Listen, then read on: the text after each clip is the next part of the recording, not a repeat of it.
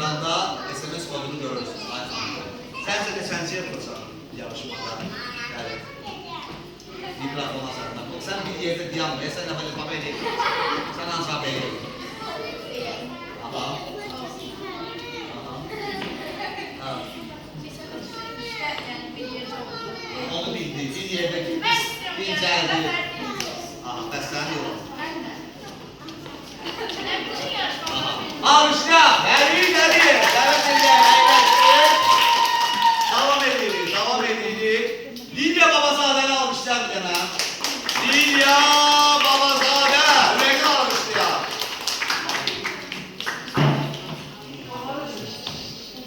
SMS kodu 013, deyirlər 13 rəqəmin nəsl, elə deyirlər də, ha? Amma Lilyanın xalı var, xalı var.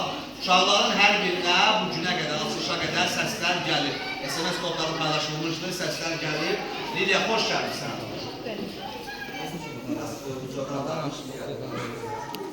Lilya Babazadə bizim yarışmaya, uşaqlar sakin, tam sakin.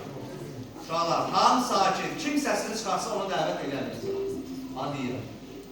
Lilya Babazadənin SMS kodu 013.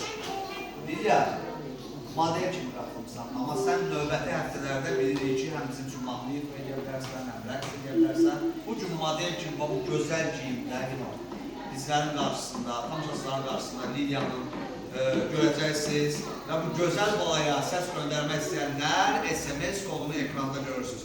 Lilya, ən çox kimdən dəstək göstərirsən? Hamıdan.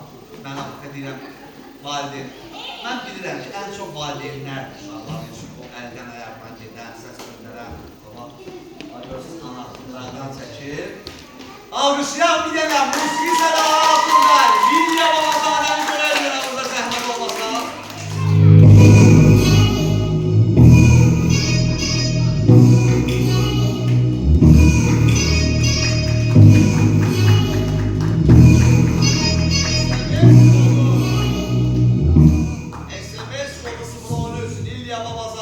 Dəstəkləyin çünki növbəti həftələrdə maraqlı çıxışlar olacaq.